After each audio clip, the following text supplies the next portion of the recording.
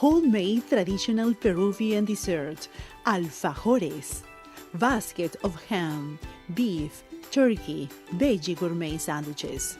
Call Giveaways Catering, phone number 778-245-3007. Welcome to the Immigrants Magazine's program, episode 150. Today in our program, we are going to talk about how important it is to have a foreign accent. Do you feel bad when somebody asks you, I like your accent, where are you from? How do you feel? Do you feel like your English is not good enough? A few days ago, I heard on a popular radio show that having an accent says who you are, where you are from, and talks about your roots.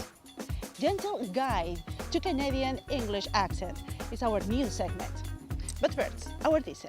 Stay open. When people invite you to look at a business, to look at an opportunity, just be open, because that can open you to places. And find the value in every relation and every person you find in your life.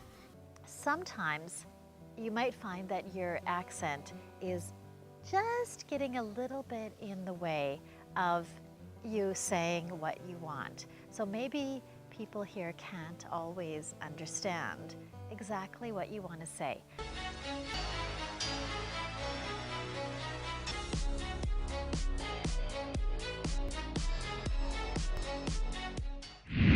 Jimena Mendieta is a newcomer. She came to Canada in 2014.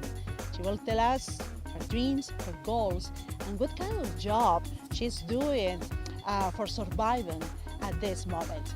Jimena Mendieta shared her story with you, with me, with us, in our Tell Us Your Story segment. The reason why I am so emphasizing on freedom is because all the sources from suffering, struggling come from the lack of freedom. People feel like they are slaves of their own jobs. They call JOBs, right? From 9 to 5, Monday to Friday. They are maybe working too much for their families, if it's a mother or a parent. And the freedom from suffering, there is all sorts of strugglings that are all the mental afflictions, the worries, the concerns, what will people say about me, what will happen after I finish this contract. I believe that everyone deserves freedom, and I have found a way that I feel I'm building my way to freedom, and I feel freer and freer each time.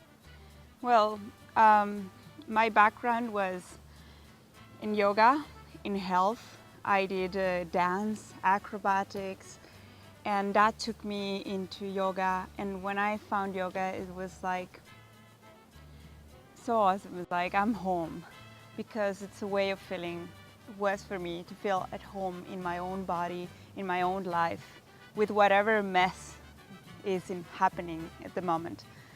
When I came to Vancouver in 2014, it was pretty fortunate that I came to be with my partner and that I was in a training. So it was full time for 1 full month, all January, in a training where I was always with people.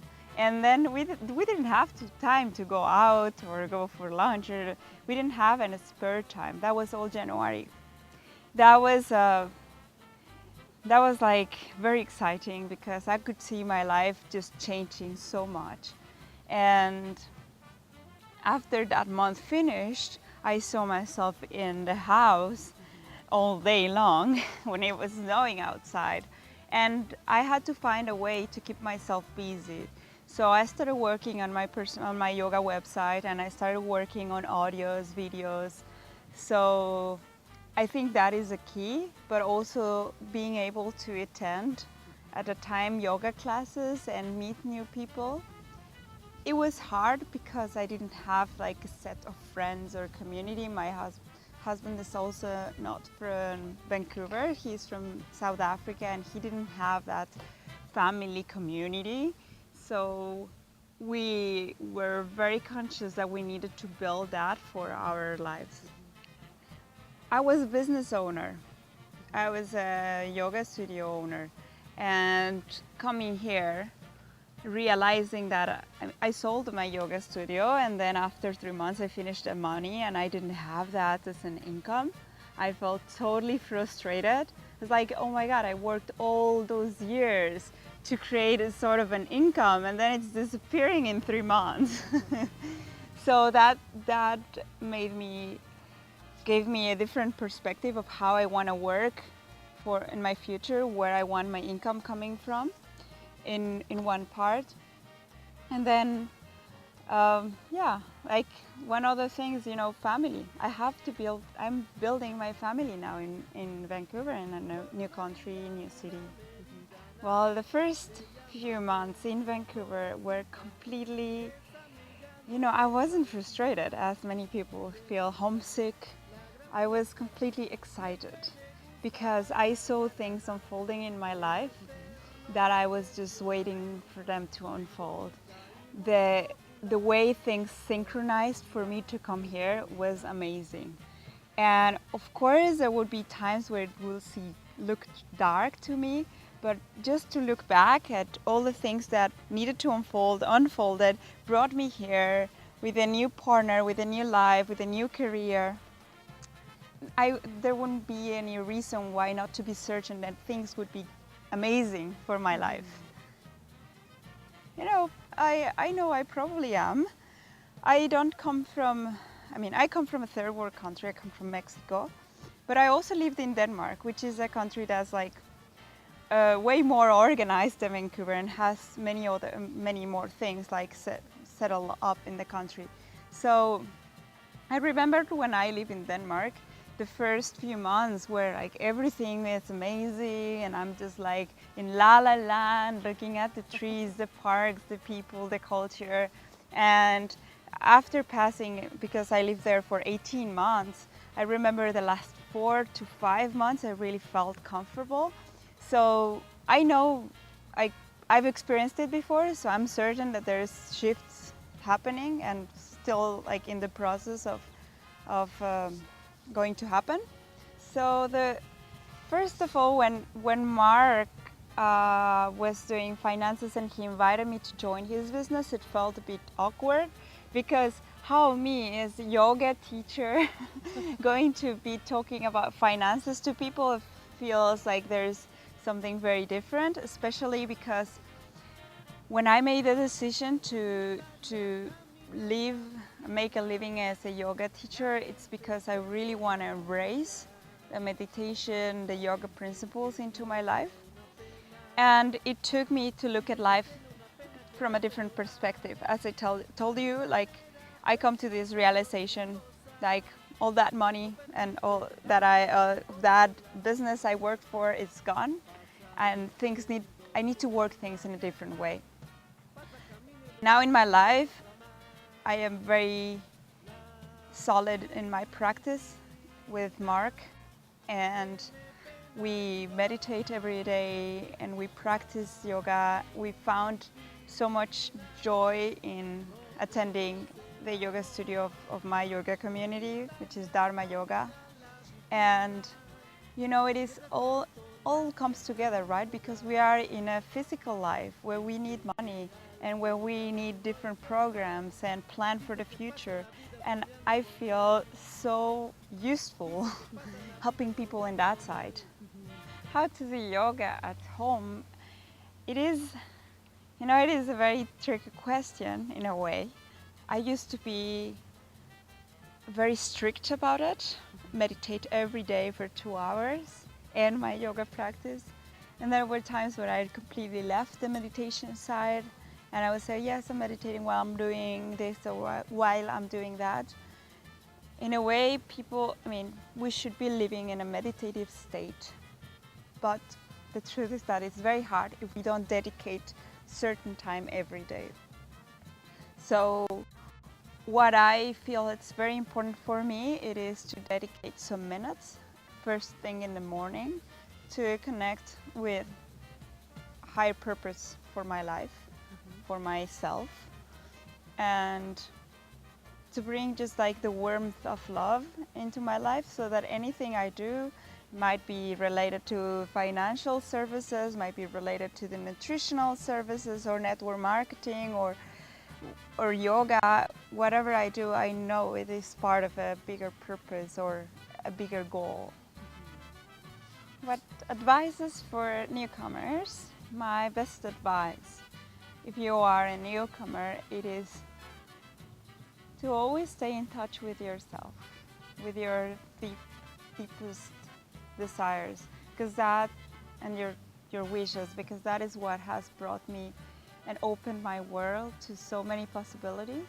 To stay open. When people invite you to look at a business, to look at an opportunity, just be open, because that can open you to places. And find a value in every relation and every person you find in your life, because each person can open you a new world completely. I feel sometimes we are in a defensive mood and in a defensive state, always like seeing if they are not going to harm us. And the reality is that it's very rare that someone really gets in touch with you to harm you or to do something bad to you. Our accents define us. Our accents talk about ourselves. But it is important to learn how Canadians speak. Gentle Guide to Canadian English Accents with Gwen Pawlikowski. Next. Hi, I'm Gwen Pawlikowski, and this is a gentle guide to Canadian English accents. So, first of all, let me say that we all have accents. So, I have a Canadian English accent, and many people have different accents living here in the lower mainland of British Columbia. And accents are great, and they're keys to our identity. They indicate where we come from, and they're wonderful. I think that we really enjoy them. For people who watch the TV program Modern Family, everyone enjoys the accent of the actress from Colombia, for instance. People really enjoy Gloria, probably a lot more because of her cool accent. However, sometimes you might find that your accent is just getting a little bit in the way of you saying what you want. So maybe people here can't always understand exactly what you want to say. I want to give you just a few tips how you can communicate a little more clearly and yet still enjoy and of course keep your accent. All right, so tip number one, first of all. Now this tip really applies when you're calling and talking to someone on the phone. And this is one place where we have a lot of difficulty, right? Understanding and communicating is at the beginning on the phone. So one of the things that happens in English is we speak words differently depending on what kinds of words they are. So we have content words, and content words are, usually the words that are most important to meaning. So if I take the sentence, put it in the bag, then probably my content word will be put, and the other content word will be bag. And when I say those two words, put it in the bag, I'm really saying them quite a little bit maybe louder, and I'm really stretching the vowel, like put it in the bag. So you can hear the and the a lot in those two words. Content words, we're always kind of stretching and saying a little bit more loudly and longer the vowels in those words. So put it in the bag. And notice the words in between, it in. Do you notice how I just kind of took those words and like threw them away? Those are function words. And we don't spend much time talking about, or we don't spend much time emphasizing them or using them at all. We kind of ignore them. It's because they're not important to the meaning. We need them, we use them, and if you're writing, you of course have to have them there, but when we're speaking, we're really stressing the content words and kind of throwing away the function words. So when you call someone on the telephone, keep in mind those content words. If you're calling up, you want to clearly say, hello. And of course, your name is a really important function word, content word. So when I call someone, I have a difficult name, so I have to really spend a little time with my name. So hello, my name is Gwen Pawlikowski. Now, if you have a name that's like mine, maybe a little bit longer or a little bit difficult for people to pronounce, make sure that you're giving it enough time and enough volume so that people can understand your first name and your last name. So Gwen Pawlikowski, that's the first step. And then think about the other content words that are following. Make sure that you're saying them clearly and kind of stretching the vowels. Now, one of the things that we do, Canadians will do sort of naturally, is those function words, is we kind of even reduce them. So if I take the sentence, give it to me, okay? Again, I have two content words, give it to me, give and me, okay? Those are my two most important words for meaning. But the two words in the middle, it and to, I have a chance to kind of reduce them. So give it to me. I can take the to, and Canadian English speakers will always do this, really reduce the to so that the to will sound like ta. Give it to me. Give it to me. So you can hear that the to is really said like ta. Give it to me. Now, this is something that you may have noticed already, or you will notice if you kind of just take time to listen to people speaking naturally with Canadian accents. They reduce those little function words like to. If you know that it's being reduced, it can make it a lot easier when you're trying to understand. So when someone says, give it to me, then knowing that the to sounds like ta will help you. Now, we often do another reduction with her and him. So let's say the expression is, give it to him. Sometimes we even will reduce the H sound in him. So it'll sound like ta him, give it to him, right? We even kind of push those two words together. This is called linking. We often do this in English. We'll take words and kind of smoosh them together, especially if we have similar vowels. Those have been a couple of tips for Canadian accents. So understanding Canadian English accents and even adjusting to them with your own English. I'm Gwen Pawlikowski. Thanks very much for joining me. Talking about languages, for me, French is a romantic language. Let's go to visit France in our Your Country, My Country segment.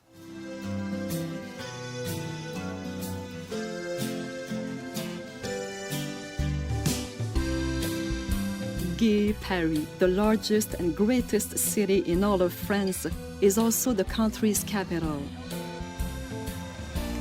The comfortable style, the gorgeous wide boulevards, the art and culture and history of this great city and its people all culminate in the Parisian's love of life, le joie de vivre.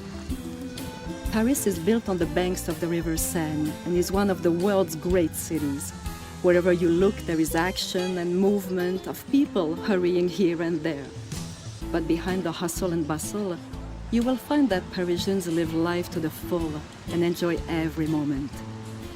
It is this love of life that is expressed in the cafes and restaurants, the buildings and monuments, and the culture and arts.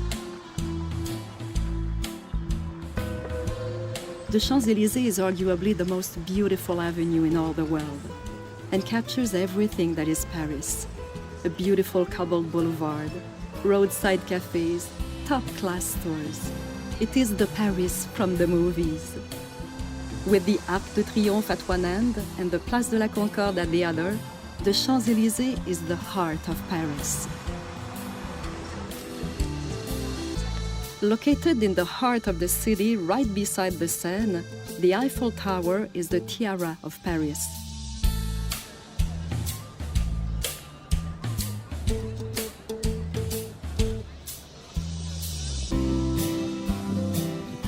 Beautiful during the day, the tower sparkles like a jewel at night.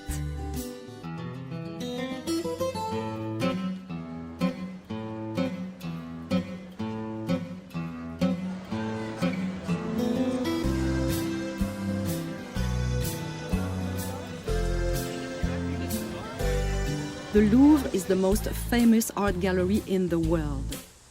The ultra-modern pyramid in the Cour Napoléon blends unusually well with the ornate design of the original buildings.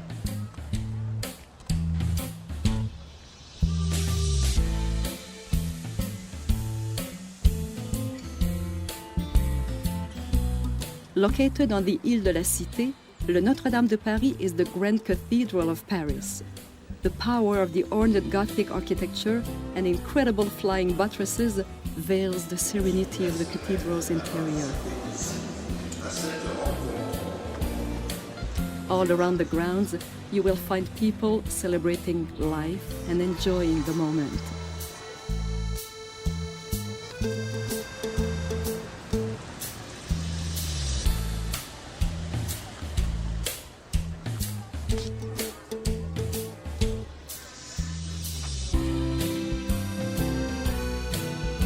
Paris is the city of light and the city of love.